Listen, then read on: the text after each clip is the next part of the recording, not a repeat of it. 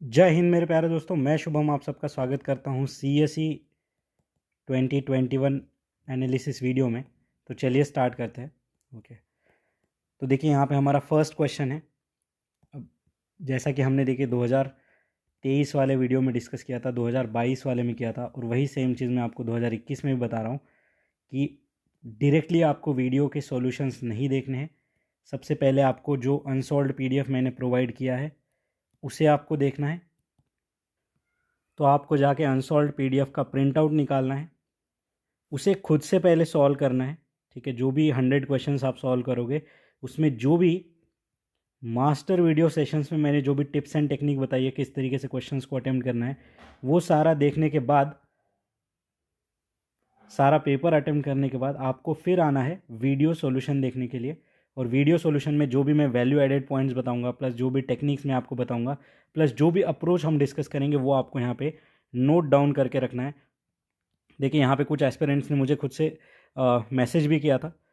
तो यहाँ पे देखिए जितना वैल्यू एडिशन मैं आपको बता रहा हूँ, ठीक है, उतना मोर देन सफिशेंट है। यहाँ पे और ज़्यादा ड्वेल डाउन करने की ज़रूरत नहीं किसी ऑप्शन में, क्योंकि 100 क्वेश्चंस के 4 ऑप्शन इज इक्वल टू 400 चीज़ें, और 400 चीज़ों की अगर दो दो लाइन भी याद रखोगे तो 800 लाइन हो जाएगी। ठीक है, हमें टोटल करने हैं 11,000 प्लस क्वेश्चंस। तो यहाँ पे जितना मैं बता रहा हूँ उतना ही सफिशेंट है। आप बस यहाँ पे जो है टेक्निक समझिए किस तरीके से क्वेश्चंस को अटेम्प्ट करना है। जैसे अनएक्सपेक्टेड क्वेश्चंस उसे हम कैसे सॉल्व कर सकते थे, वो आप यहाँ से समझिए। स्वैपिंग टेक्निक आप यहाँ से अच्छे से समझिए, कैसे रिस्क लेना है, कौन से क्वेश्चन में रिस्क नहीं लेना है, वो चीज़ें आप यहाँ पे मास्टर करिए। तो आई होप आपको ये प्रोसेस यहाँ पे समझ आ चुका होगा। तो चलिए स्टार्ट करते हैं।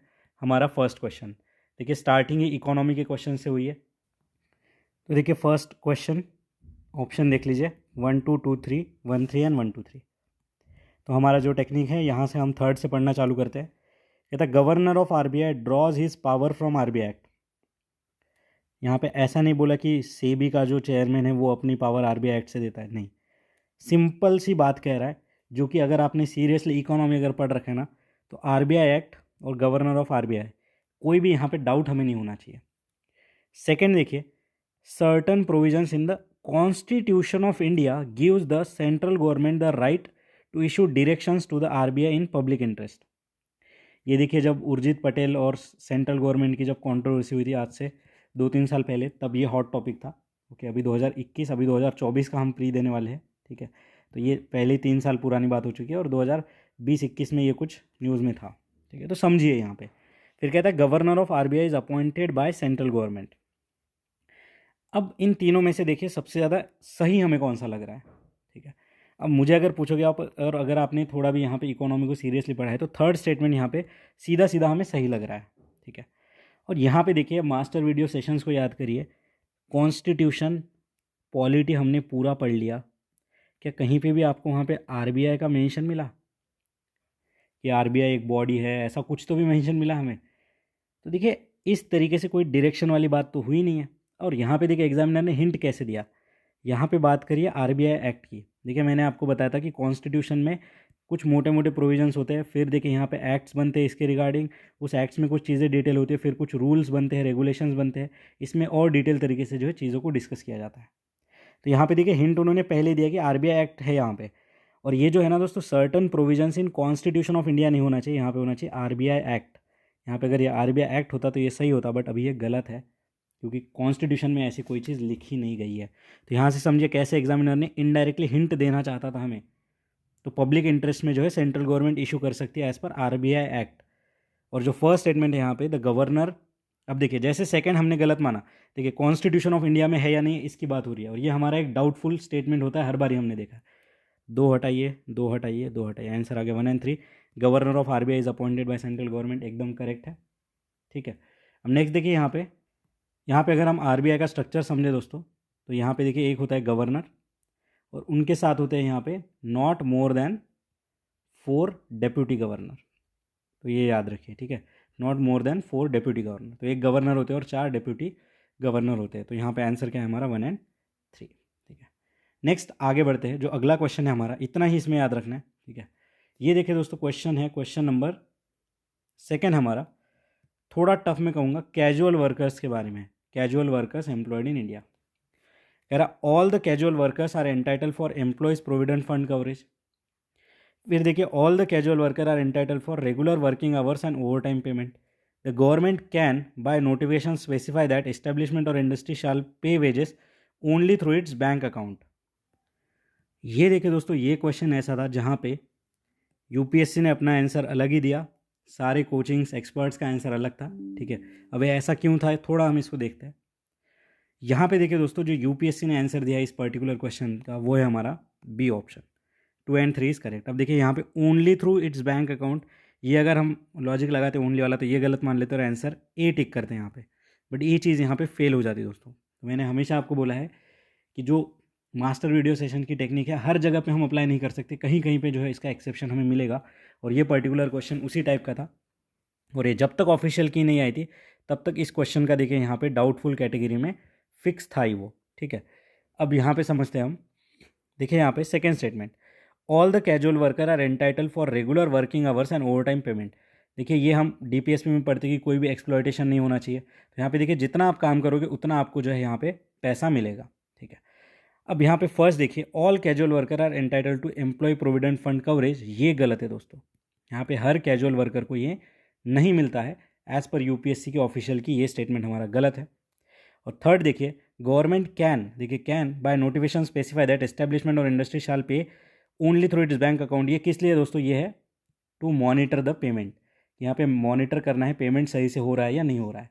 और ये जो दो चीज़ें हैं दोस्तों, यहाँ पे ये जो दो चीज़ें हैं ये under provident fund act, provident fund act जो 1952 का, उसके अंदर ये चीज़ें जो है मेंशन है, ये दोनों स्टेटमेंट। ठीक है, यहाँ पे आंसर है 2 and 3। इस क्वेश्चन में हम ज़्यादा वैल्यू ऐड नहीं कर सकते। ठीक है, ये वही उस टाइप का क्वेश्चन है जो कि अगर तुम्हारा आंसर लग गया तुक्का तो लग गया, नहीं तो यूपीएससी ही अपना वर्डिक्ट इन द एंड यहाँ पे देगा। ठीक है, तो ये इस तरीके था। तो ये देखिए यहाँ से हमें पता चला कि एक डाउटफुल कैटेगरी का क्वेश्चन था, जब तक आंसर की नहीं आई थी यहाँ पे बहुत ज़्यादा एम्बिग्यूटीज थी। ठीक है, तो यहाँ पे आंसर अब दे यूपीएससी ने क्लियर कर दिया, 2 and 3 इज़ करेक्ट। आगे देखते हैं नेक्स्ट अगला, कहता है which among the following steps is most likely, देखिए ये बहुत इंपॉर्टेंट है, most likely to be taken at the time of economic recession. ठीक है, अब सबसे पहले तो इकोनॉमिक रिसेशन क्या होता है ये हमें पता होना चाहिए। ठीक है, इकोनॉमिक रिसेशन क्या होता है, उसके बाद देखिए इसमें क्या चीज़ें यहाँ पे करनी है, ये सारे कंसेप्ट हमें यहाँ पे जो है क्लियर करने हैं अभी हमारे। ठीक है, क्योंकि क्या होगा जब तक हमें ये कंसेप्ट नहीं पता होंगे तो हम यहाँ पे जो है क्वेश्चन को अच्छे से सॉल्व नहीं कर पाएंगे। अब रिसेशन क्या होता है दोस्तों, यहाँ पे देखिए दोस्तों, जो दो कॉन्जिक्यूटिव क्वार्टर होते हैं, ठीक है, दो कॉन्जिक्यूटिव क्वार्टर में अगर हमारा जीडीपी ग्रोथ रेट, ठीक है, अगर हमारा जीडीपी ग्रोथ रेट निगेटिव रहता है तो ये इकोनॉमिक रिसेशन कहलाता है। तो आई होप आप इसे समझ पा रहे होंगे कि निगेटिव ग्रोथ रेट अगर होता है सब्सिक्वेंटली 2 क्वार्टर में तो हम रिसेशन की तरफ जाते हैं। जब कोविड आया था तो ये बहुत ज़्यादा जो है न्यूज़ में चला था। अब देखिए रिसेशन में क्या होता है, रिसेशन में क्या होता है, लोगों के पास जो है पैसा कम हो जाता है, लोगों के पास जो है पैसा कम हो जाता है। अब पैसा कम हो जाता है तो यहाँ पे डिमांड कम हो जाती है। ठीक है, डिमांड कम हो जाती है तो यहाँ पे जो इन्वेंट्री है वो बढ़ जाती है दुकानों में, क्योंकि जो खरीदी है ज़्यादा नहीं होती है। ठीक है, इससे क्या हो जाता है, मार्केट में जो है स्लो डाउन एक तरीके से आ जाता है, स्लो डाउन आ जाता है इकोनॉमिक एक्टिविटी में। ठीक है, अब देखिए क्या कह रहा है कि अब समझिए ये फंडा हमने समझ लिया क्या हो गया।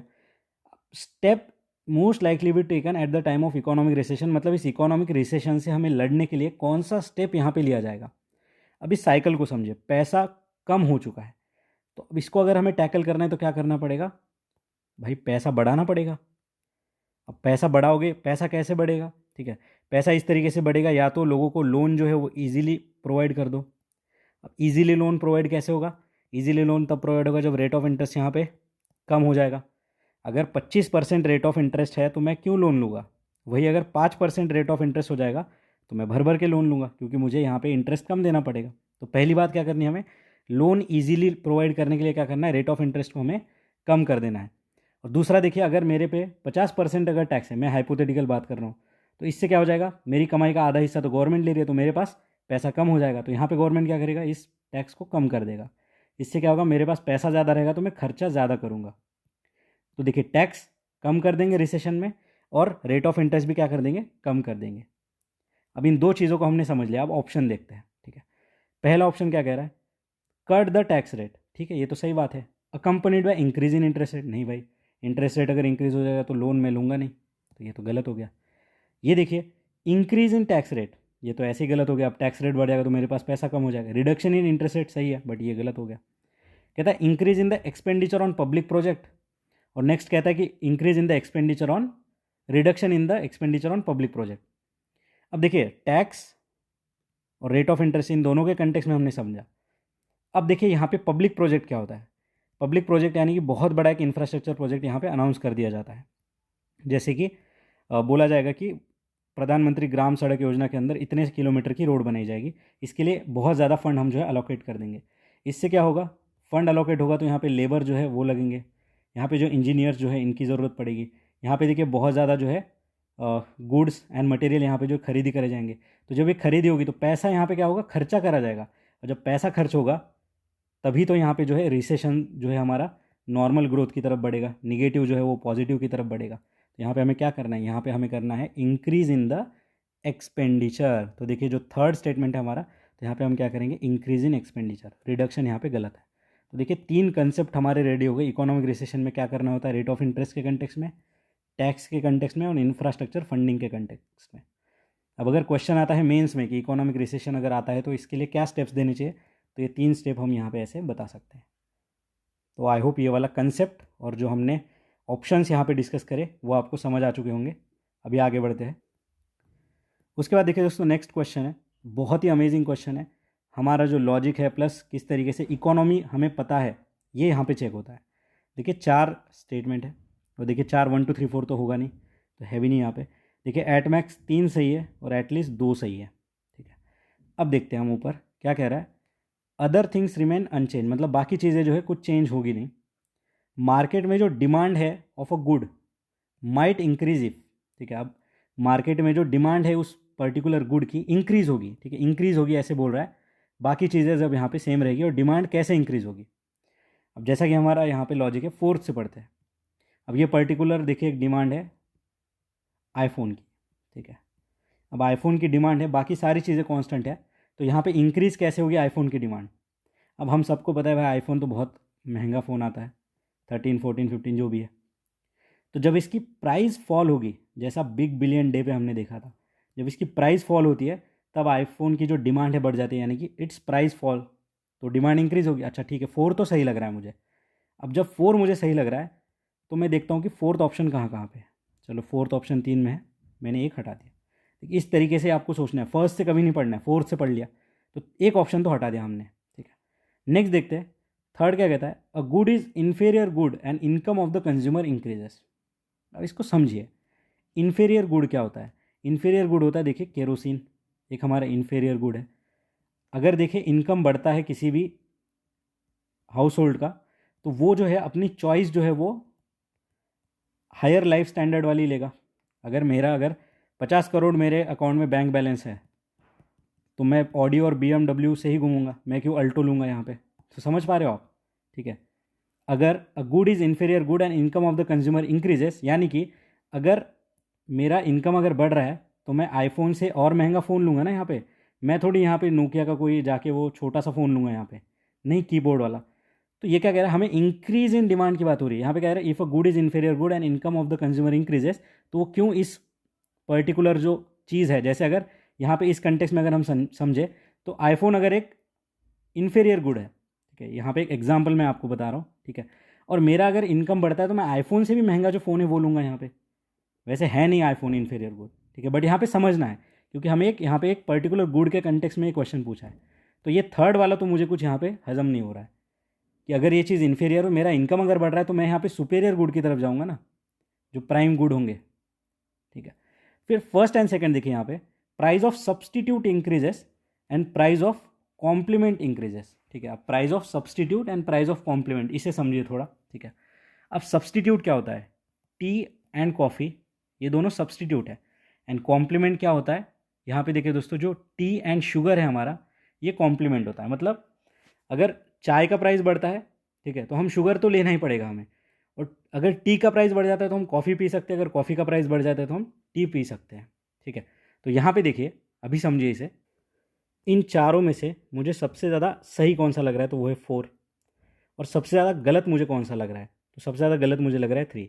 तो चलिए 3 हटा के देखते हैं, 3 गया, 3 गया, 3 गया, ठीक 4 हमने देखा था कि ये सही है, ये सही है, ये सही है।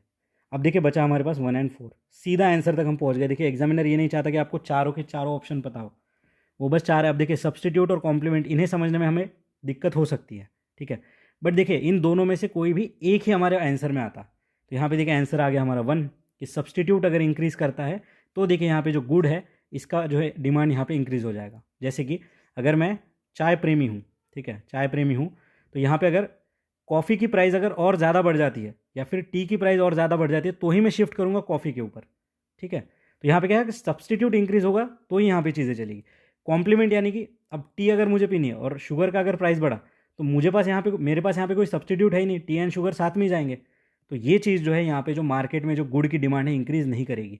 तो ये फंडा आप समझिए, यहाँ पे कोई हमारा बहुत ही ज़्यादा जो है यहाँ पे इंटेलेक्चुअल या फैक्चुअल नॉलेज चेक नहीं हो रहा है। एक सिंपल मार्केट का जो डिमांड सप्लाई वाला पैटर्न है वो हम समझ पा रहे हैं या नहीं समझ पा रहे हैं। अगर वो भी नहीं समझ पा रहे तो क्या हम सिंपली ये वाला स्टेटमेंट समझ पा रहे हैं और ये वाली चीज़ हम यहाँ पे जो है डाइजेस्ट कर पा रहे हैं? अगर ये दो भी चीज़ें हमने समझ ली तो सीधा हम आंसर तक पहुँच रहे थे। और एग्जाम में मैंने इसी तरीके से सोचा था, इन दोनों पे ही खेला था और आंसर 1 एंड 4 आ गया था, ठीक है। थर्ड मैंने गलत माना, जैसे ही थर्ड गलत माना आंसर आ गया 1 एंड 4। तो इस तरीके से जो है क्वेश्चन हमारे जो है सॉल्व होंगे रियल एग्जाम में। आई होप आपको ये वाला क्वेश्चन और ये वाला जो कंसेप्ट हमने देखा ये समझ आ चुका होगा। अगला देखिए क्वेश्चन नंबर 5, ठीक है। क्वेश्चन नंबर 5 क्या कह रहा है ये? With reference to urban cooperative banks, urban cooperative bank से रिलेटेड है। थर्ड से पढ़ते हैं और यहाँ पे करेक्ट पूछा है। They were brought under the purview of banking regulation act through amendment in 1966। देखिए 1966 की बात हो रही है, 1949 के एक्ट की बात हो रही है। They can issue equity shares and preference share. देखिए कैन वर्ड समझिए यहाँ पे, दे कैन इशू, ठीक है, वो कर सकते इशू, ऐसा बोल रहा है। मुझे नहीं पता है, ठीक है, क्योंकि इतना डिटेल में मैंने तो कोऑपरेटिव बैंक्स और उनका जो फंक्शन है नहीं पढ़ा था। फिर क्या कह रहा है? They are supervise and regulated by local boards set up by state government. देखिए क्वेश्चन टफ कैटेगरी का है, अगर हमने इस चीज़ को नहीं पढ़ रखा है तो इतना डिटेल में हमें पता होना थोड़ा मुश्किल है, ठीक है। फिर भी यहाँ पे देखिए क्या कह रहा है कि अर्बन कोऑपरेटिव बैंक के बारे में 3 स्टेटमेंट आ गए, ठीक है। अब इन तीनों में देखिए सबसे ज़्यादा आपको प्रोबेबली कौन सा सही लग रहा है, ठीक है, कौन सा यहाँ पे प्रोबेबली आपको ज़्यादा सही लग रहा है, ठीक है। तो यहाँ पे देखिए सेकंड वाला मुझे लग रहा है कि हाँ, they can issue equity shares and preference share.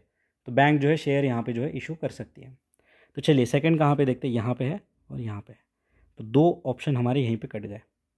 समझ पा रहे हो आप स्टेटमेंट को? समझे? अगर हमें नहीं भी पता है तो भी हम 50-50 तक यहाँ पे पहुँच चुके हैं, 50-50 तक पहुँच चुके हैं। अब बचा क्या हमारे पास? 2 3 एंड 1 2 3। अब यहाँ से हमें क्या पता चल गया? यहाँ से पता चला कि सेकेंड एंड थर्ड तो यहाँ पे हर हालत में सही है। मतलब ये जो है डाउट अगर हमें आता कि ये 66 की बात कर रहा है तो ये यहीं पे ख़त्म हो गया हमारा, ठीक है। तो देखिए ये दोनों ऐसे सही हो गए। अब बचा 1। इसके लिए देखिए स्टेट गवर्नमेंट है या यहाँ पे सेंट्रल गवर्नमेंट है या फिर कौन है, ये हमें पता होना चाहिए था इस क्वेश्चन को सही लाने के लिए। और देखिए अगर हम यहाँ पे अगर सिंपली स्वैपिंग वाला रूल अगर आपको यहाँ पे याद आ जाता और स्वैपिंग वाली चीज़ अगर हम लगा देते तो यहाँ पे देखिए तो स्टेट गवर्नमेंट नहीं है, ठीक है, यहाँ पे आरबीआई मॉनिटर करता है। देखिए ये जो कभी ऐसा आता ना कि it is setup by, this organization is form by, it is maintained by, regulated by, तो ये बाय के बाद जो ऑर्गेनाइजेशन है या फिर जो भी चीज़ आती है ना, ये मोस्टली गलत होती है। आप खुद मॉनिटर करिए। अभी हमने 2023 का पेपर देखा, 2021 का देखा। मैं ऐसा नहीं कहता कि 10 आउट ऑफ 10 टाइम होगा, नहीं, लेकिन 7 आउट ऑफ 10 टाइम्स ये चीज़ होती है, ठीक है। और जिस क्वेश्चन में हम कुछ नहीं आता वहाँ पे तो हम ये चीज़ जो है लगा ही सकते हैं। तो इस तरीके से देखिए ये हमारा गलत हो गया। बचा हमारे पास 2 एंड 3 और यही हमारा आंसर है। और ये इक्विटी शेयर ये क्यों आते हैं दोस्तों? टू ऑगमेंट द फंड्स, ठीक है। तो यहाँ पे जो फंड्स है उन्हें ऑगमेंट करने के लिए यहाँ पे जो है हम इस चीज़ को देखते हैं। आगे देखते हैं नेक्स्ट। अब देखिए दोस्तों ये क्वेश्चन क्यों आया था? तो ये आया था देखिए दोस्तों, जो Punjab and Maharashtra cooperative bank था ना, इसमें जो घपला हुआ था, जो घोटाला हुआ था, तब ये बहुत ज़्यादा न्यूज़ में आया था। और यहाँ पे देखिए आरबीआई ने जो है सारा जो कंट्रोल है कोऑपरेटिव बैंक्स का अपने पास अभी ले लिया है। अभी कोऑपरेटिव बैंक्स क्या होते हैं? तो ये देखिए चीप क्रेडिट प्रोवाइड करते हैं, किसे? जो रूरल एरिया के लोग हैं उन्हें, ठीक है। तो रूरल मासेस को जो यहाँ पे बैंकिंग सिस्टम में लाने का काम करती है अर्बन कोऑपरेटिव बैंक्स। याद रखिएगा ये आरबीआई है यहाँ पे। बाकी ये दोनों के दोनों स्टेटमेंट हमारे सही है। ये स्टेटमेंट कोई रटने की ज़रूरत नहीं, बस देख लीजिए इसे और किस तरीके से हम जो है 50-50 तक पहुँच सकते हैं, ये चीज़ जो हमें पता होनी चाहिए। फिर भी थोड़ा क्वेश्चन जो है यहाँ पे टफ है। नेक्स्ट देखते हैं दोस्तों 6 नंबर का क्वेश्चन क्या कह रहा है ये? इंडियन गवर्नमेंट का जो बॉन्ड यील्ड है, ठीक है, बॉन्ड यील्ड जो है इसे भी हम समझेंगे अभी। Bond yield is influence by which one of the following. अब देखिए ये ऐसा क्वेश्चन है ना जिसमें आपको बॉन्ड यील्ड अगर पता भी नहीं है ना तो भी क्वेश्चन सॉल्व हो जाएगा, अगर आपने PYQs को अच्छे से एनालाइज अगर यहाँ पे कर रखा है तो, ठीक है। तो देखिए दोस्तों क्या कहता है, actions of United Nations Fed reserve. अब इस एक्शन में ये नहीं बोला कि उन्होंने अपने जो है रेट बढ़ाए हैं या घटाए, कुछ भी नहीं बताया। एक्शंस ऑफ RBI, अब RBI के कितने प्रकार के एक्शन है आपको भी पता है। Inflation and short term interest rate, तो inflation and short term interest rate, यहाँ पे भी कोई स्पेसिफिक चीज़ नहीं बताई गई है। तो देखिए यहाँ पे अगर हम जो हमारा वाइडर कैनोटेशन वाला होता है कि इकोनॉमी में कोई चीज़ हो रही है तो उसको बहुत सारी चीज़ें जो है इन्फ्लुएंस कर सकती है, अगर सिंपली ये वाला रूल अप्लाई करते तो यहाँ पे 1 2 3 हमें आंसर टिक करना था, यहाँ पे हमें एक्सेप्शंस पे नहीं जाना था या ज़्यादा यहाँ पे ओवर थिंकिंग नहीं करनी थी, सीधा 1 2 3 मारना था। बॉन्ड यील्ड पता है नहीं पता है तो भी कुछ घंटा फ़र्क यहाँ पे हमें नहीं पड़ जाता कि बॉन्ड यील्ड क्या है, ये सारी चीज़ें। अगर यहाँ पे कुछ और भी लिखा होता and it is influence by, तो ये सबसे इन्फ्लुएंस होता ही है दोस्तों, ठीक है, क्योंकि इकोनॉमी अभी कनेक्टेड है, पूरा वर्ल्ड जो है यहाँ पे कनेक्टेड है, ठीक है। अब ये बॉन्ड यील्ड हम थोड़ा समझते हैं, बॉन्ड यील्ड क्या होता है। यहाँ पे देखिए दोस्तों दो चीज़ें होती है, अभी हम इसको थोड़ा समझ लेते हैं सिंपल लैंग्वेज में। एक होता है बॉन्ड प्राइस, ठीक है। बॉन्ड प्राइस क्या होता है, लेट से मैंने 100 रुपये में यहाँ पे जो है शेयर्स खरीदे हैं, ठीक है। अभी 2 साल बाद क्या होता है, ठीक है, 2 साल बाद क्या होता है, मुझे इस पर 120 रुपये मिलता है, ठीक है। तो यहाँ पे जो एडिशनल प्लस 20 रुपीज़ हो गए ना दोस्तों, ये क्या है, ये है मेरा बॉन्ड यील्ड, ठीक है, ये है मेरा बॉन्ड यील्ड। तो यहाँ पे देखिए अगर ये मेरा बॉन्ड प्राइस अगर 80 रुपये होता और मेरा प्रॉफिट अगर यहाँ पे 120 होता तो मेरा बॉन्ड यील्ड कितना आ जाता दोस्तों, यहाँ पे 40 रुपये। तो यहाँ से आपको क्या समझ रहा है, यहाँ से सिंपली समझिए, ज़्यादा PhD मत करिए, सिंपली समझिए कि जो बॉन्ड प्राइस होता है, ठीक है, या फिर जो हमारा बॉन्ड यील्ड होता है वो इन्वर्सली प्रोपोर्शनल होता है किसका, बॉन्ड प्राइस का, ठीक है। जितना कम यहाँ पे बॉन्ड प्राइस उतना ज़्यादा यहाँ पे जो है बॉन्ड यील्ड होता है, ये इन्वर्स रिलेशन होता है, इतना यहाँ से आप समझ लीजिए, ठीक है। तो बस यही फंडा हमें पता होना चाहिए, ज़्यादा यहाँ पे हमें जो है डेफिनेशन में नहीं घुसना है कि बॉन्ड प्राइस क्या होता है, बॉन्ड यील्ड क्या होता है। मैंने आपको सिंपल लैंग्वेज में बता दिया कि जिस प्राइस पे हम शेयर खरीदेंगे वो बॉन्ड प्राइस, और उस पर जो भी रिटर्न हमें मिलेगा वो होता है हमारा बॉन्ड यील्ड। जितना कम होगा बॉन्ड प्राइस उतना ज़्यादा होगा हमारा बॉन्ड यील्ड। और इसे कौन से फैक्टर जो है यहाँ पे अफेक्ट करते हैं, तो ये तीनों फैक्टर यहाँ पे जो है इसे इम्पैक्ट करते हैं। तो इतना ही हमें इस पर्टिकुलर क्वेश्चन से जानना था। इसमें अभी एक्शंस हमें नहीं समझने कि फेड रिजर्व में क्या होगा तो क्या होगा। देखिए 2023 में भी इसी तरीके के क्वेश्चन आए थे, तब हमने भी ये फंडे जो है वहाँ पे भी अच्छे से समझे थे, ठीक है। नेक्स्ट देखते हैं क्वेश्चन नंबर 7। देखिए ये जैसे 2022 में एक रियल सेक्टर वाला क्वेश्चन आ गया था ना, उसी टाइप में ये थोड़ा सा यहाँ पे पूछ दिया। तो यहाँ पे क्वेश्चन है विच one of the above can be included in FDI। देखिए 4 चीज़ें हैं, कहीं भी ऑप्शन में हमें 1 2 3 4 तो नहीं दिख रहा है, ठीक है। तो एटमैक्स देखिए एक सही है, ठीक है, एटलीस्ट एक सही है और एटमैक्स 3 सही है। अब यहाँ पे देखिए non resident external deposit, global depository receipt, foreign institutional investment with certain condition and foreign currency convertible bonds.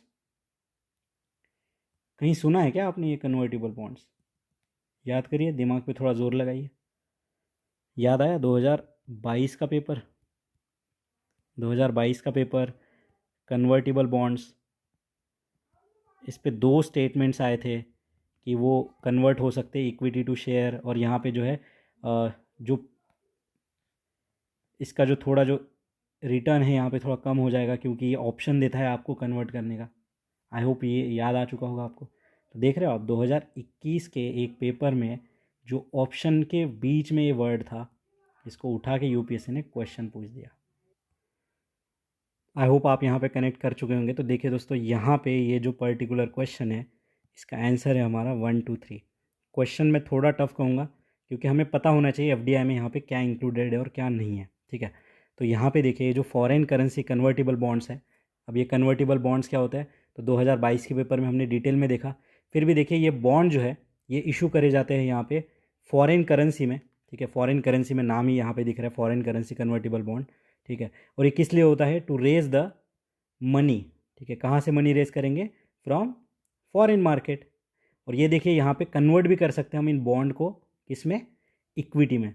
अब बॉन्ड इक्विटी में मैंने आपको बताया था बॉन्ड क्या होता है दोस्तों, ये एक तरीके से लोन होता है, ठीक है। और यहाँ पे जो है हमें इस पर इंटरेस्ट देना ही पड़ेगा, हमें प्रॉफिट हो लॉस हो कोई यहाँ पे फ़र्क नहीं पड़ता, हमें यहाँ पे इंटरेस्ट देना पड़ेगा। बट इक्विटी में क्या होता है, इक्विटी में क्या होता है, हम यहाँ पे ओनर होते हैं और यहाँ पे जब प्रॉफिट होगा तभी हमें जो है यहाँ पे प्रॉफिट मिलेगा, अगर लॉस होगा तो यहाँ पे लॉस में भी हमें जो है इसका जो है शेयर देना पड़ेगा। तो ये होता है बॉन्ड एंड इक्विटी, ठीक है। तो ये है foreign institutional investment with certain condition, correct. Global depository receipt, ठीक है, ये भी यहाँ पे सही है। और ये जो तीनों चीज़ें हैं दोस्तों, ये पार्ट है हमारे कैपिटल अकाउंट का। अब देखिए कैपिटल अकाउंट जो होता है हमारा बैलेंस ऑफ पेमेंट का, इसके ये पार्ट्स हैं, ठीक है। और ये देखिए दोस्तों, ये जो है तीनों चीज़ें ये हमारी नॉन डेट क्रिएटिंग है। देखिए एफडीआई क्या होता है दोस्तों, अब एक बारी 2020 के प्री में एक क्वेश्चन आया था, बहुत ही प्यारा क्वेश्चन था, एफडीआई को डिफाइन करने के लिए बोला था। और एफडीआई क्या होता है दोस्तों, ये नॉन डेट क्रिएटिंग कैपिटल होता है। मतलब अगर एफडीआई आती है तो हमारे ऊपर यहाँ पे कोई कर्जा नहीं होता है, वो बहुत सारी फैसिलिटीज़ लेके आता है, कैपिटल लाता है, नई टेक्नोलॉजी लेके आता है, ठीक है। तो एफडीआई क्या होता है, नॉन डेट क्रिएटिंग जो है हमारा इन्वेस्टमेंट होता है, नॉन डेट क्रिएटिंग इन्वेस्टमेंट होता है, ठीक है। अब नेक्स्ट देखिए यहाँ पे ग्लोबल डिपॉजिटरी रिसिप्ट क्या होता है, तो यहाँ पे देखिए हम परचेस करते हैं, क्या परचेस करते हैं, शेयर, ठीक है, ऑफ फॉरेन कंपनी। तो यहाँ पे देखिए share of foreign company is purchase by banks, तो इसे कहते हैं ग्लोबल डिपॉजिटरी रिसिप्ट। तो इसे ज़्यादा जो है आप डिटेल में मत जाइए, इतना जितना मैं बता रहा हूँ उतना ही यहाँ पे जो है हमारे लिए सफिशिएंट है, ठीक है। उसके बाद अभी यहाँ पे थोड़ा एक चार्ट देख के हम समझ लेते हैं। तो देखिए दोस्तों फॉरेन इन्वेस्टमेंट, यहाँ पे देखिए इन्वेस्टमेंट बाय एफआईआई, फिर देखिए इन्वेस्टमेंट इन जीडीआर, एफडीआर, ठीक है, and foreign currency convertible bonds, ठीक है। तो ये थोड़ा जो है चार्ट आप यहाँ पे लिख लेंगे। डायरेक्ट इन्वेस्टमेंट क्या होता है, तो Holi own subsidiary, joint venture, acquisition. Portfolio में क्या होता है, तो एफआईआई, ठीक है, जीडीआर, एफडीआर, ये सारी चीज़ें। तो ये थोड़ा नोट डाउन कर लीजिए, क्या पता अगले किसी एग्जाम में आ जाए। तो देखिए यहाँ पे हमारा आंसर क्या आएगा दोस्तों, तो इस तरीके से हमारा आंसर क्या बना यहाँ पे 1 2 3। थोड़ा इसके बारे में हमने जान लिया, ठीक है। क्वेश्चन टफ कैटेगरी का था बट ठीक है, ठीक है। आगे देखते हैं 8 नंबर का क्वेश्चन है, 8 नंबर का क्वेश्चन है। अब इसमें क्या बोला गया है देखते हैं। सबसे पहले यहाँ पे क्या बोला है ये देखिए, effect of devaluation of currency is that it necessarily, देखिए वर्ड क्या यूज़ हुआ है, नेसेसरीली वर्ड यूज़ हुआ है, मतलब होना ही चाहिए, कैन बी वर्ड नहीं हुआ है यहाँ पे, कैन बी वर्ड यूज़ नहीं हुआ, नेसेसरीली वर्ड यूज़ हुआ है, ठीक है। अब देखिए सबसे पहले डीवैल्यूएशन क्या होता है, तो ये समझ लेते हैं। डीवैल्यूएशन क्या होता है, यहाँ पे आरबीआई इसे डेलिबरेटली करता है दोस्तों, ठीक है। आरबीआई यहाँ पे मार्केट में डेलिबरेटली जो हमारी करेंसी है इसकी वैल्यू को कम करता है, यानी कि अभी 50 रुपये में अगर $1 मिल रहा है तो डीवैल्यूएशन करना मतलब क्या, 70 रुपये में $1 मिलेगा। तो यहाँ पे हमारी करेंसी की वैल्यू हम कम कर देते हैं। डीवैल्यूएशन यानी जब आरबीआई करता है, डिप्रिसिएशन यानी जब वो मार्केट फोर्सेस से यहाँ पे होता है, डिप्रिसिएशन यानी कि जब वो मार्केट फोर्स से अपने आप हो रहा है, ठीक है। बट डिवैल्यूएशन में क्या है, यहाँ पे आरबीआई अपना जो है अपनी टांग फंसा रहा है, ठीक है। तो it depreciate the value of our local currency. अब देखते क्या होगा, डिवैल्यूएशन होगा तो क्या होगा। अब देखिए ये वाला याद रखिए, $1 50 का था, डिवैल्यूएशन हो गया $1 70 का हो गया, तो क्या हो सकता है, नेसेसरीली। थर्ड से पढ़ते हैं, it improve the trade balance. Trade balance हमारा जो है, जो हमारा बैलेंस ऑफ ट्रेड होता है एक्सपोर्ट इंपोर्ट, ये इंप्रूव हो जाएगा, ऐसे कह रहा है नेसेसरीली, ठीक है। Increase the foreign value of domestic currency, ठीक है। अब यहाँ पे देखिए हमारी जो डोमेस्टिक करेंसी है रूपी, इसकी फॉरेन वैल्यू जो है यहाँ पे इंक्रीज हो जाएगी, ऐसे कह रहा है, ठीक है। एंड फर्स्ट देखिए, फर्स्ट स्टेटमेंट क्या कह रहा है, it improves the competitiveness of domestic export in the foreign market.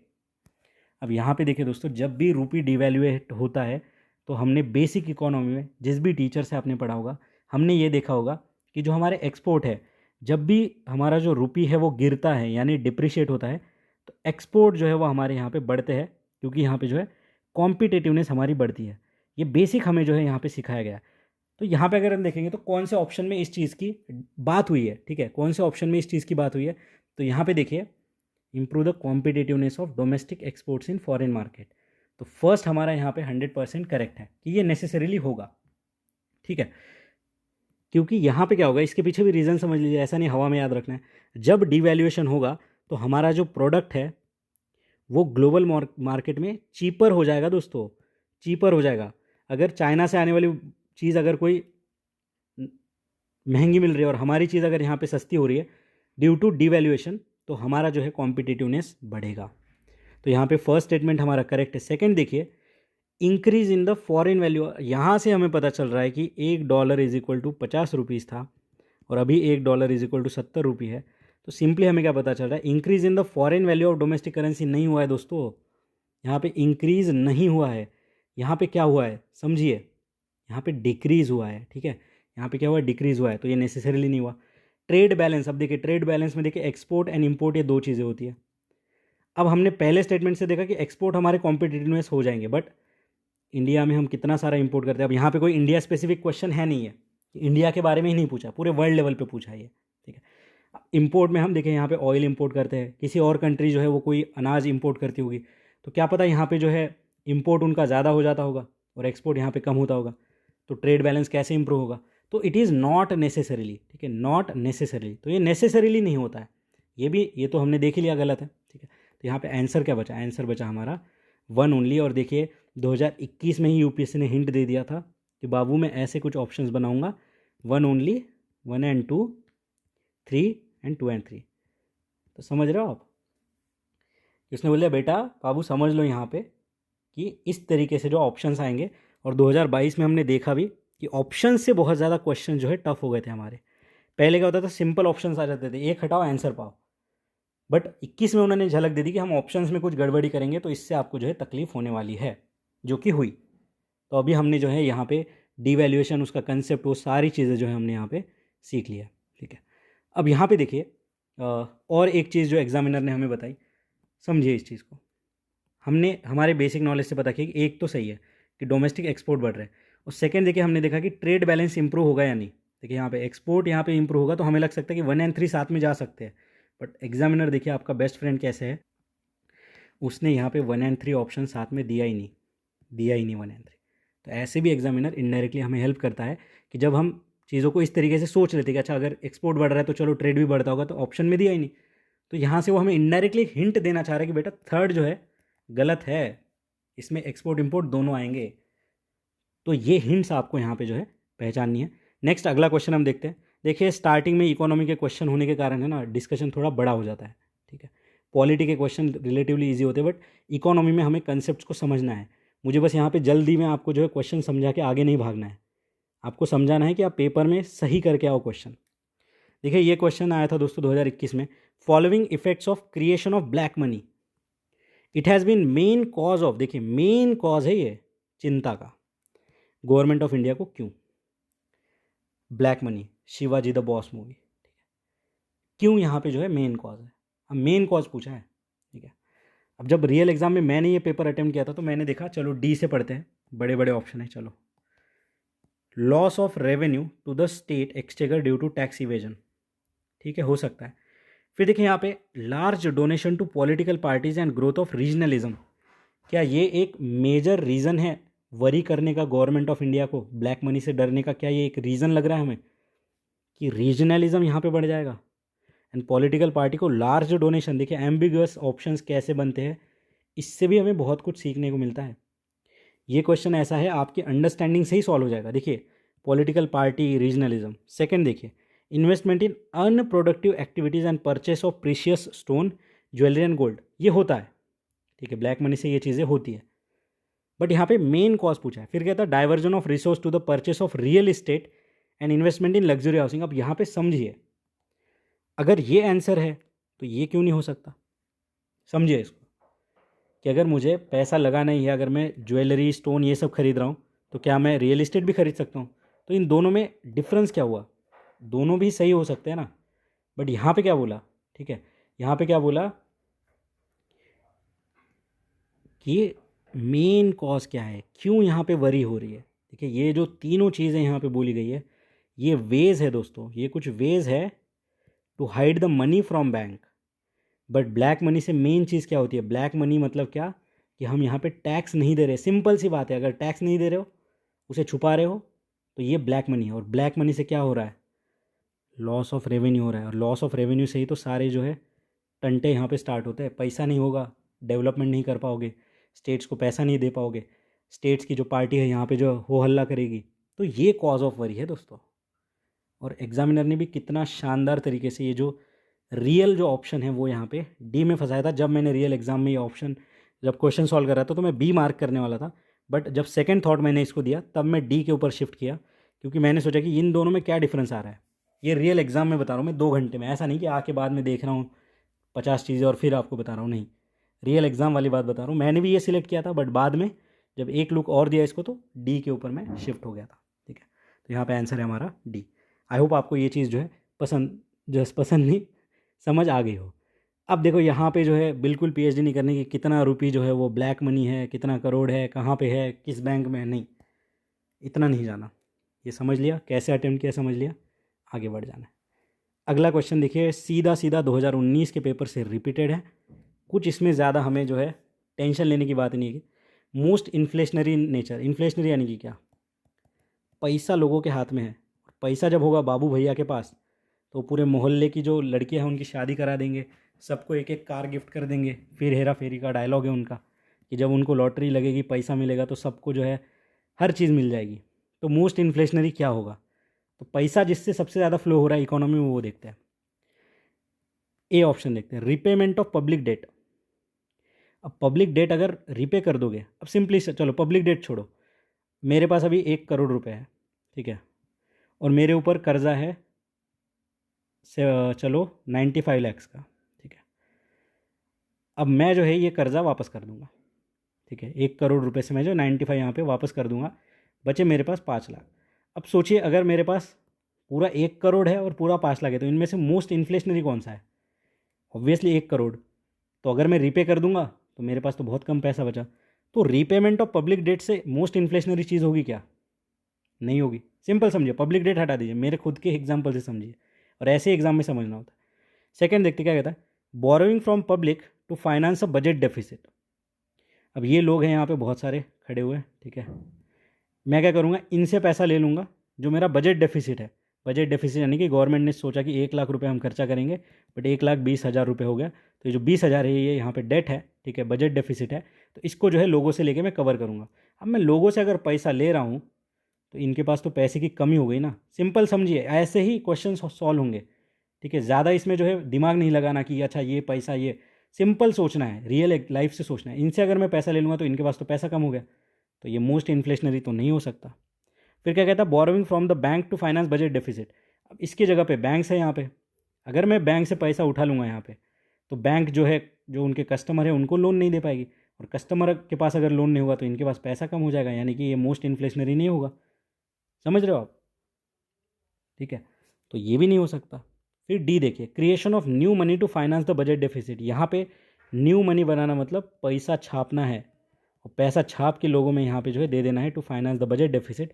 और जब पैसा पैसा होगा, ठीक है, तो फर्जी मूवी का डायलॉग भी है, ठीक है, तो जब पैसा होगा तो बड़ी बड़ी बातें होगी, और यहाँ पे जो है बड़े बड़े इन्फ्लेशनरी ट्रेंड्स आएंगे। तो यहाँ पे क्रिएशन ऑफ न्यू मनी ये सबसे ज़्यादा इन्फ्लेशनरी है। डायरेक्टली हमारे एनसीईआरटी में भी ये मेंशन है, ठीक है, ये एनसीईआरटी से ही क्वेश्चन आया, जो एक माइक्रो फाइनेंस करके एक एनसीईआरटी शायद मैक्रो रेड कलर की इकोनॉमी की, ठीक है। तो आई होप ये ऑप्शंस, इसका एनालिसिस आपको समझ आ चुका होगा, और यही चीज़ मिसिंग होती है हमारे पेपर एनालिसिस में, जो कि मैंने आपको यहाँ पे प्रोवाइड करी है। देखिए इन दोनों चीज़ें से जो है डिक्रीज़ हो जाएगा पैसे का फ्लो, और इन्फ्लेशन यहाँ पे कम होगा, बट इस चीज़ से जो है यहाँ पे इन्फ्लेशन बढ़ेगा, श्योर शॉट बढ़ेगा, ठीक है। और यही चीज़ हमें 2019 के पेपर में देखने को मिलेंगी, तब सीधा मैं आंसर डी बता दूंगा, इतना जो है बोल बच्चन वहाँ पे नहीं करूँगा। फिर देखिए मनी मल्टीप्लायर, ये भी देखिए एक रिपीट है, सॉरी, ये जो क्वेश्चन है ना दोस्तों, ये 2013 के सीएससी से रिपीटेड है, ठीक है, और ये वाला जो क्वेश्चन है ये एज इट इज़ 2019 के सीएससी से रिपीटेड है। मनी मल्टीप्लायर के बारे में क्वेश्चन है, ठीक है। अब मनी मल्टीप्लायर देखिए नाम से पता चल रहा है कि पैसा जो है यहाँ पे बढ़ रहा है, ठीक है, मनी मल्टीप्लायर यानी कि पैसा जो है यहाँ पे बढ़ रहा है। अब यहाँ पे सिंपल लैंग्वेज में समझाऊंगा, कोई टेक्निकल चीज़ एक्सेप्ट मतलब एक्सप्लेन नहीं करूँगा यहाँ पे। अब देखिए मनी मल्टीप्लायर क्या होता है, देखिए मैंने मेरे 100 रुपये लिए और जाके जो है यहाँ पे एसबीआई में डिपॉजिट कर दिया, ठीक है। अब एसबीआई के ऊपर अपने अलग आरबीआई के नॉर्म्स होते हैं कि इतना पैसा जो है वो सीआरआर में रखना है, इतना पैसा जो है एसएलआर में रखना है, वो सारी चीज़ें हमने इकोनॉमी में पढ़ रखी है। वो चीज़ अगर एक्सप्लेन करूँगा तो ये वीडियो और 2-3 घंटे का बन जाएगा। तो इस हिसाब से एसबीआई क्या करती है, अपना 20 रुपये साइड में लगा देती है, ठीक है, और 80 रुपये जो है वो यहाँ पे लोन में फैला देती है, ठीक है। ये 80 देखिए दूसरे आदमी के पास जाएगा, ठीक है, वो इससे कुछ प्रोडक्टिव काम करेगा, इसका इंटरेस्ट उसे मिलेगा। तो ऐसे करते करते देखिए जितने लोग यहाँ पे बैंकिंग सेक्टर में एंट्री करेंगे कि लोन उठाएंगे, लोन को रीपे करेंगे, ठीक है, फिर जो है यहाँ से पैसा घूमेगा, उतना ज़्यादा देखिए जो ये 80 रुपये जो है यहाँ पे बढ़ के जो है 120 या 130 ऐसा कुछ बन जाएगा। इसके फॉर्मूला के पीछे हमें नहीं भागना है, कैसे 120-30 हो रहा है इतना भी नहीं देखना है, बस इतना समझना है कि जब बैंकिंग सेक्टर अच्छा बूम होता है कि लोग लोन ले रहे हैं, लोन यहाँ पे जो है रीपे किया जा रहा है, तो यहाँ पे जो है मनी मल्टीप्लाई होता है। जो यहाँ पे 80 रुपये था, जो यहाँ पे 100 रुपये था, यहाँ पे 120-130 हो जाता है। तो इसमें से बैंक अपना कट निकाल लेगा, जो भी उनका मेंटेनेंस चार्ज, वो सारे स्टाफ चार्ज निकाल के यहाँ पे जो इकोनॉमी में जो है यहाँ पे पैसे का जो है लेन देन यहाँ पे बढ़ रहा है, ठीक है। तो यही होता है दोस्तों मनी मल्टीप्लायर। यहाँ पे सिंपल सा फंडा होता है, जो एक फॉर्मूला होता है कि मनी मल्टीप्लायर देखिए इन्वर्सली प्रोपोर्शनल होता है CRR से। अब CRR क्या है दोस्तों, ये कैश रिजर्व रेशो होता है, जो कि RBI बाइंडिंग करता है बैंक्स के ऊपर कि इतना पैसा जो है आपको अपने बैंक में रखना है एज अ कैश। तो अब देखिए अगर 100 रुपये मैं दे रहा हूँ तो RBI बोलेगा कि 20 रुपये जो है आपको CRR में रखने हैं और 80 रुपये जो है आप यहाँ पे घुमा दो, ठीक है। अब यहाँ पे समझिए इन्वर्सली प्रोपोर्शनल क्यों है। जब RBI यहाँ पे बोलेगा कि अब तुम्हें 40 रुपये जो है CRR में डालने हैं, तो यहाँ पे बैंक के पास कितने रुपए बचे, 60 रुपये। तो देखिए जैसे CRR बढ़ रहा है, जो बैंक के पास पैसा है यहाँ पे ये कम हो रहा है। तो इसका मतलब क्या है, इन्वर्स यहाँ पे रिलेशन है, जो मनी मल्टीप्लायर है इन्वर्स है CRR का, ठीक है। तो यहाँ पे कम पैसा अवेलेबल हो रहा है बैंक के पास, जो कि वो इकोनॉमी में घुमाएगा। तो ये सिंपल फंडा आपको जो है यहाँ पे समझना है। और यहाँ पे जो हमारा आंसर क्या आएगा दोस्तों, कि मनी मल्टीप्लायर कब इंक्रीज़ होगा इकोनॉमी में, कब इंक्रीज़ होगा, देखिए यहाँ पे इंक्रीज इन CRR। देखिए हमने अभी देखा कि money multiplier is inversely proportional to CRR। तो मनी मल्टीप्लायर डिक्रीज हो जाएगा ना अगर CRR बढ़ेगा, तो ये भी हट गया। अब SLR कौन है, ये CRR का ये एक मुँह बोला भाई है। तो जब SLR भी बढ़ जाएगा तो ये भी एक इन्वर्सली है कि बैंक जो है यहाँ पे कम पैसा अवेलेबल होगा, तो ये भी हट गया। फिर क्या कह रहा है, increase in the population of country. ये तो बहुत ज़्यादा एब्सर्ड हो गया, पॉपुलेशन बढ़ने का और मनी मल्टीप्लायर का कोई रिलेशन यहाँ पे बन ही नहीं रहा है। और देखिए मोस्ट करेक्ट ऑप्शन कौन सा है यहाँ पे, कि अगर बैंकिंग हैबिट बढ़ेगी, मैंने आपको बताया बैंकिंग हैबिट अगर बढ़ेगी तो मनी मल्टीप्लायर यहाँ पे बढ़ेगा। सीधा 2019 के पेपर से रिपीटेड है, ठीक है। यहाँ पे भी अगर हम ये देखिए, ये ऑप्शन तो हम डायरेक्टली हटा देते अगर हमें वो पता है money multiplier is inversely proportional to CRR और SLR। फिर देखिए ये पॉपुलेशन वाला तो एब्सर्ड है और बचा हमारा पास C ऑप्शन, और यही हमारा आंसर है। तो इस तरीके से जो है हम क्वेश्चन को डिकोड कर पाते हैं यहाँ पे। अगला देखिए नेक्स्ट क्वेश्चन हम देखते हैं, क्वेश्चन नंबर 12। 5 ऑप्शन है, मैंने ऑप्शन देखे सबसे पहले अच्छा D दे रखा है, तो ये तो होने के चांसेस सबसे कम है, तो एक ऑप्शन तो ऐसे ही हमने हटा दिया, ठीक है। फिर भी देखते हैं, ऐसे सीधे नहीं हटा देना। कहता है with reference to Indian economy demand pull inflation can be, देखिए कैन बी यहाँ पे नेसेसरीली वर्ड यूज नहीं हुआ है, जैसे कि पिछले क्वेश्चन में हमने देखा था। क्या कहता है, demand pull inflation can be increase, can be cause और increase by which one of the following. तो डिमांड पुल, अब डिमांड पुल क्या है, जैसे कि मैं हूँ, आप हो, ठीक है, हम इकोनॉमी मार्केट में जा रहे हैं और सब जाके जो है आईफोन की डिमांड कर रहे हैं। तो हमारी डिमांड ने क्या किया, आईफोन का जो है भाव यहाँ पे बढ़ा दिए, क्योंकि जिस चीज़ की डिमांड ज़्यादा उसकी प्राइस बढ़ेगी। सिंपल रूल है भाई, ठीक है। अगर 5 आईफोन है और ख़रीदने वाले अगर 50 है, तो ये तो अपने मर्जी पे बेचेगा ना, कि जो ज़्यादा पैसे देगा उसको मैं दूंगा, ठीक है। तो यहाँ पे समझिए डिमांड, देखिए 2022-21 के जो भी क्वेश्चन थे ना, बहुत ज़्यादा कंसेप्ट्स के बेसिस पे थे कि आपको ट्रेंड पता है या नहीं इकोनॉमी के, उस हिसाब से ही क्वेश्चंस बनाए गए थे। अब देखिए डिमांड पुल मतलब क्या, देखिए डिमांड बढ़ना, डिमांड कब बढ़ेगी भाई, डिमांड तभी बढ़ेगी ना जब जेब में पैसा होगा। ऐसे थोड़ी जाके कोई होशियारी करेगा कि मुझे आईफोन लेना है, पैसा होगा तभी बढ़ेगा, ठीक है। अब देखिए यहाँ पे डिमांड पुल इन्फ्लेशन इंक्रीज होने की बात करी, तो हमारे ऑप्शंस में कुछ ऐसी चीज़ें होनी चाहिए जिससे मनी बढ़ रहा हो लोगों के पास। देखिए मैं ये नहीं कह रहा कि डिमांड पुल इन्फ्लेशन आपको पूरा पता होना चाहिए, डिकोड करिए क्वेश्चन को। अब पैसा कैसे बढ़ेगा लोगों के पास, इन 5 ऑप्शन में देखिए, और जहाँ पे हमें लगे कि ये पैसा कम करने की बात कर रहा है उसे हटाइए, और जहाँ वो बोले कि पैसा बढ़ रहा है उसे पकड़िए। और हमारा सेम वही स्टैंडर्ड प्रोसेस 5th से पढ़ते हैं। राइजिंग इंटरेस्ट रेट, अभी आपको मैंने बोल बोल के चिल्ला चिल्ला के एक स्कीम समझाई थी, कहाँ गई वो, कहाँ गया,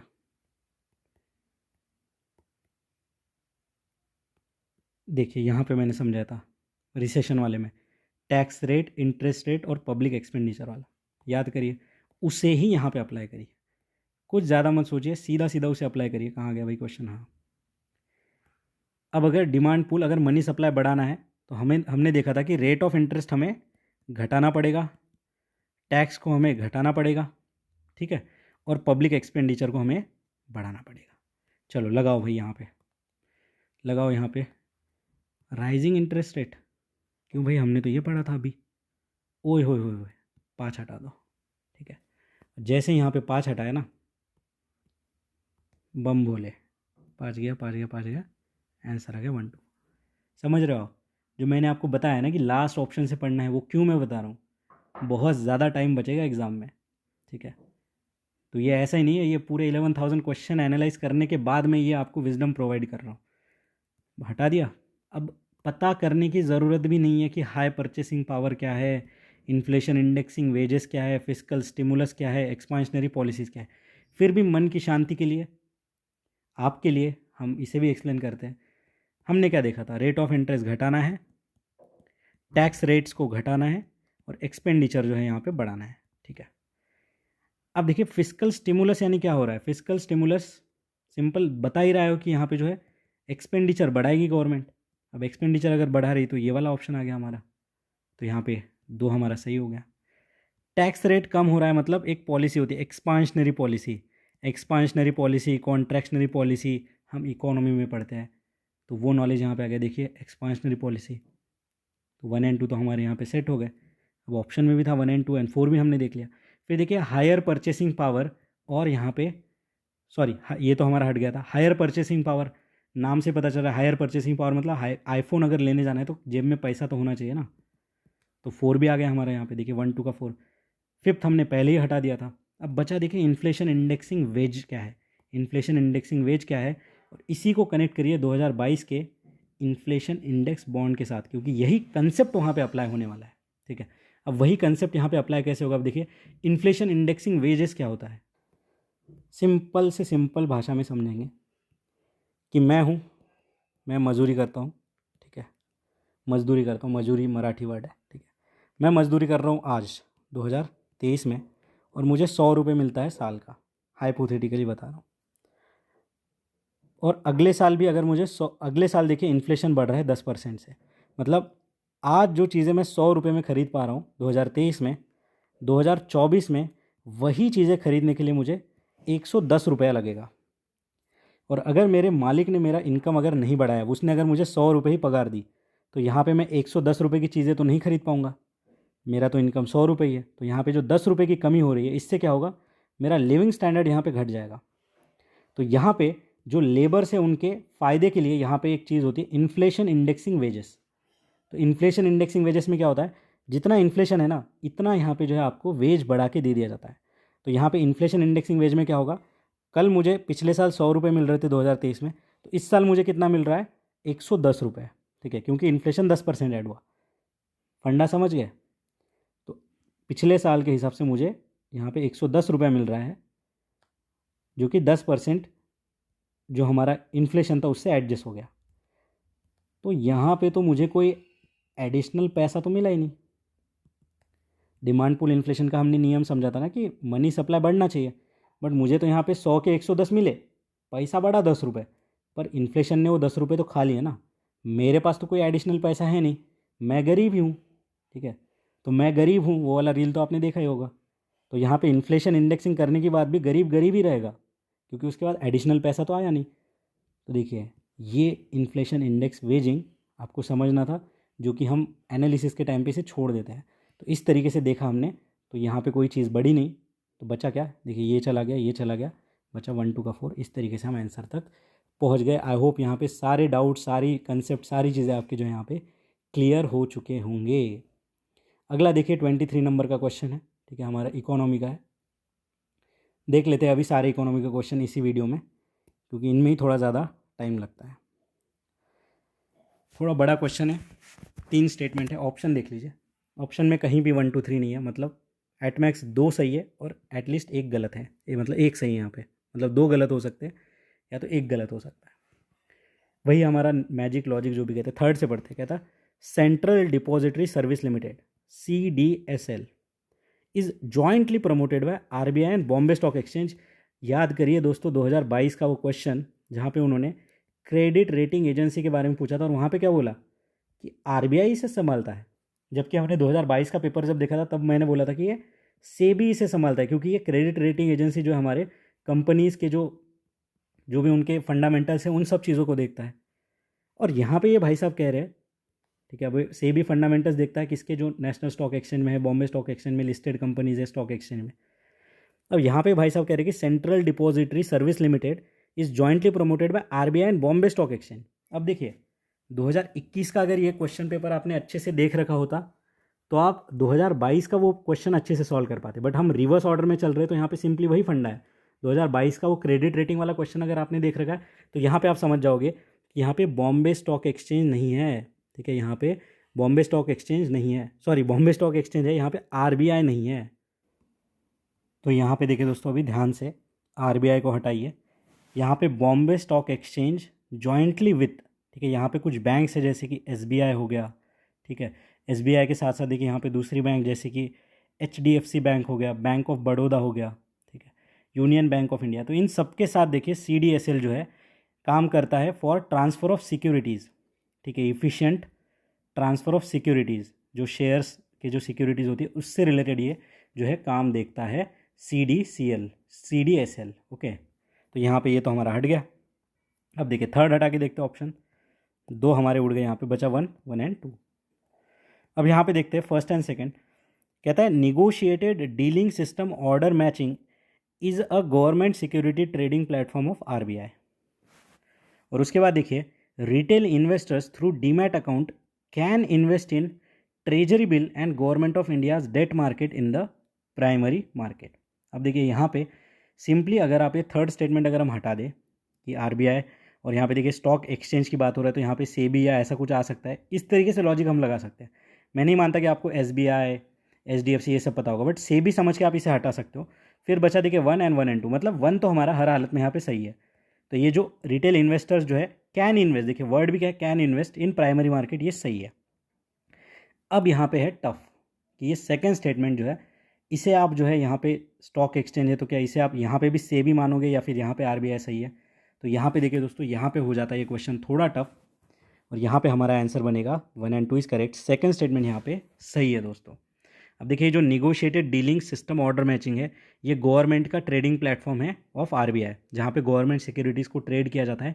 ये देखिए दोस्तों एक सेकेंडरी मार्केट है, ये देखिए सेकेंडरी मार्केट है, ठीक है। यहाँ पे जो है banks, mutual funds and primary dealers जो है यहाँ पे डील करते हैं इन सब चीज़ों में। तो ये याद रखेंगे, ये दोनों स्टेटमेंट हमारे सही है। थर्ड यहाँ पे गलत है, इसका करेक्ट वर्जन भी हमने जो यहाँ पे देख लिया है। तो CDSL, उसके बाद ये negotiated dealing order matching system, ये सारी चीज़ें जो हमने यहाँ पे देख चुके हैं, ठीक है। आगे देखते हैं नेक्स्ट। तो यहाँ पे हमारा आंसर क्या आया, 1 एंड 2। टफ क्वेश्चन था, ठीक है, एक हम हटा सकते थे, यहाँ पे 50-50 तक पहुँच सकते थे, बट ये स्टेटमेंट जो है आपको डाउटफुल लग सकता था, बट अभी हमने इसे देख लिया है, ठीक है। आगे बढ़ते हैं। नेक्स्ट क्वेश्चन नंबर जो है हमारा कौन सा है, क्वेश्चन नंबर 14, ठीक है। वाटर क्रेडिट के बारे में है। वाटर क्रेडिट किसी ने नहीं पढ़ा होगा जब तक ये पेपर में आया होगा, ठीक है। अब समझते हैं, 3 स्टेटमेंट है, ऑप्शन देखिए, चलो हमारे फेवर में है ऑप्शंस। थर्ड से पढ़ते हैं। It aims to enable poor people to meet their water need without depending on subsidy. Um याद करिए, मास्टर वीडियो सेशन, एम वाली बात, ऑब्जेक्टिव वाली बात, मिशन वाली बात, तो पॉजिटिव बात कर रहा है, प्रो पीपल बात कर रहा है। सेकेंड देखिए, it is a global initiative launch under the aegis of WHO and world bank, WHO and world bank. उसके बाद देखिए next, first number, it puts micro finance tool to work in the water and sanitation sector. देखिए अभी यहाँ पे समझिए, water credit मुझे भी नहीं पता है, आपको भी नहीं पता है, बट यहाँ पे हम आंसर तक कैसे पहुँच सकते हैं, ठीक है। एम देखिए, हमारे मास्टर वीडियो सेशंस में हमने देखा था प्रो पुअर पॉजिटिव एम है, वाटर की बात कर रहा है। अब देखिए अगर थर्ड सही है तो इसके साथ कॉन्करेंस में कौन सा स्टेटमेंट जा रहा है वो देखिए। अब देखिए थर्ड के साथ यहाँ पे कॉन्करेंस में जा रहा है first statement, it put micro finance tool to work in the water and sanitation sector. देखिए वाटर सैनिटेशन, वाटर क्रेडिट, तो ये माइक्रो फाइनेंस, देखिए क्रेडिट माइक्रो फाइनेंस। तो यहाँ पे 1 एंड 3 तो मुझे लग रहा है सही है, बट यहाँ पे देखिए WHO एंड वर्ल्ड बैंक, ये देखिए दोस्तों ट्रैप है। और यहाँ पे याद करिए जो हमने देखा था इंस्टीट्यूशन वाला ट्रैप, कि 2 इंस्टीट्यूशन दे देंगे, it is launch under the aegis of, it is launch by. तो इस तरीके से जो स्टेटमेंट्स आते हैं ना, उन्हें हमें थोड़ा डाउट के नज़र से देखना था, और वही चीज़ यहाँ पे अप्लाई हुई है दोस्तों, ठीक है। तो ये वाटर क्रेडिट जो है दोस्तों, ये एक NGO है, water.org, ठीक है, water.org एक ग्लोबल NGO है, तो ये इससे रिलेटेड काम करती है, ना कि वर्ल्ड बैंक एंड WHO। तो जैसे सेकंड हटाया हमारा आंसर आ गया यहाँ पे 14 का आंसर क्या आ गया दोस्तों, सी, ठीक है, 14 का आंसर क्या आ गया हमारा यहाँ पे, सी इज़ द करेक्ट आंसर, ठीक है। तो इस तरीके से देखिए हम जो है क्वेश्चन तक यहाँ पे पहुँच चुके हैं। बाकी इसका जो करेक्ट वर्जन है ये हमने देख लिया, और ये चीज़ भी समझ ली, अंडर द एजिस ऑफ, देखिए पता ही नहीं है इस क्वेश्चन के बारे में, हमें पता ही नहीं है, तो इस तरीके से ही अप्रोच करना पड़ेगा और ऐसे ही हमारा स्कोर बढ़ेगा। रियल एग्ज़ाम में भी मैंने ऐसे ही सॉल्व किया था और मेरा ये सही हुआ था, ठीक है। ये बेस ऑन सारे पेपर्स जब हम एनालाइज करते हैं तो इस तरीके से जो हमें हिंट्स यहाँ पे मिलते हैं। आगे बढ़ते हैं, अगला क्वेश्चन हम देखते हैं कि इन इंडिया सेंट्रल बैंक का जो फंक्शन है as a lender of last resort, देखिए सेंट्रल बैंक, बैंक वर्ड याद रखिए, usually refers to which one of the following. अगर लेंडर ऑफ लास्ट रिजॉर्ट है मतलब क्या, ठीक है, और किसका लेंडर ऑफ लास्ट रिजॉर्ट है कह रहा है, सेंट्रल बैंक, जो कि RBI है, 1935 में जो इस्टेब्लिश हुई थी हमारी, ठीक है। चलिए फर्स्ट स्टेटमेंट देखते हैं, lending to trade and industry when they fail to borrow from other sources. फिर देखिए providing liquidity to the banks having temporary crisis and lending to government to finance the budgetary deficit. अभी options देखते हैं हम लोग। अब option देखिए मैंने बताया था ऑप्शंस के पैटर्न्स को समझिए, 1 2 3 नहीं दिया है, ठीक है। अब इनमें से अगर हम देखेंगे, लेंडर ऑफ लास्ट रिजॉर्ट हम RBI को कहते हैं, जो कि हम इकोनॉमी पढ़ते हैं तो उसमें देखते हैं। RBI को हम कहते हैं बैंकर्स बैंक। देखिए अब ये मैं बता रहा हूँ, ये कंसेप्ट बहुत ईजी है, अगर हमने एक बार भी इकोनॉमी ढंग से पढ़ी है ना तो ये चीज़ हमें पढ़ाई जाती है, कहीं पे भी किसी भी मटेरियल में ये तो मेंशन होता है। अब RBI जब बैंकर्स बैंक है तो इन तीनों में कौन सा हमें मोस्ट अप्रोप्रिएट लग रहा है, देखिए इसे कौन सा मोस्ट अप्रोप्रिएट लग रहा है। तो देखिए providing liquidity to the banks having temporary crisis, banks को मदद करने की बात कर रहा है। तो दो देखिए कहाँ कहाँ पे, यहाँ पे, यहाँ पे, यहाँ पे, तो 3 ऑप्शन हमारे, एक ऑप्शन हट गया। फिर देखिए क्या बचा हमारे पास, 1 2 2 एंड 2 3, ठीक है। अब देखिए 1 एंड 3 इनमें से हमें डिसाइड करना है। अब देखिए दोस्तों यहाँ पे जो RBI है इसे बैंकर्स बैंक या फिर लेंडर ऑफ लास्ट रिजॉर्ट ये ना ही ट्रेड एंड इंडस्ट्री के लिए कहते हैं, ना ही गवर्नमेंट को बजट जो है इसका डेफिसिट के लिए फाइनेंस करने के लिए कहते हैं, ठीक है। ये जो है मेनली बैंक्स को ही सेव करता है, तो यहाँ पे हमारा जो मोस्ट अप्रोप्रिएट आंसर है वो है 2 ओनली, ठीक है। यहाँ पे ट्रेड इंडस्ट्री फेल होता है वो बोरो करने के लिए, तो हमने कभी नहीं पढ़ा कि RBI ने जो है इस इंडस्ट्री को पैसा दिया, इतना करंट अफेयर पढ़ा होगा, ठीक है। हमने ये पढ़ा होगा कि गवर्नमेंट को पैसा देता है, बट इसलिए वो लेंडर ऑफ लास्ट रिजॉर्ट नहीं कहलाता, ठीक है। चलो अब यहाँ पे अगर हम देखेंगे तो ये वाला हमने हटा दिया, तो ये हमारा एक हट गया यहाँ पे, ठीक है। अब देखिए यहाँ पे ऑप्शंस देखिए, सेकंड हमारा सही है तो ये दोनों में से बच जाता, ठीक है। फिर 2 एंड 3 एंड 2 में जो है हम 50-50 तक पहुँच जाते हैं, ठीक है। बट यहाँ पे हमारा आंसर क्या है, वो है 2 ओनली। तो देखिए किस तरीके से क्वेश्चन पूछा जा रहा है, RBI को हम पढ़ते हैं, इकोनॉमी को हम पढ़ते हैं, बट UPSC कैसे क्वेश्चन बना रहा है, ठीक है। अब ये जो क्वेश्चन है दोस्तों, इसका हिंट जो है PYQ से हमें मिलता है। एक बार RBI उसके फंक्शन के ऊपर ऑलरेडी क्वेश्चन आ चुका है, जब हम वो पर्टिकुलर क्वेश्चन डिस्कस करेंगे तब मैं आपको बताऊंगा। RBI के ऊपर बहुत सारे क्वेश्चन आ रखे हैं, ठीक है। तो यहाँ पे देखिए आंसर क्या है हमारा, 2 ओनली। तो अभी इस वीडियो को यहीं तक रखते हैं। आई होप ये 15 क्वेश्चन जो है इन्होंने आपका माइंडसेट प्लस किस तरीके से एग्जामिनर का माइंडसेट है वो अंडरस्टैंड करने में आपको हेल्प करी होगी। तो अभी मिलते हैं नेक्स्ट वीडियो में नेक्स्ट क्वेश्चंस के साथ। धन्यवाद।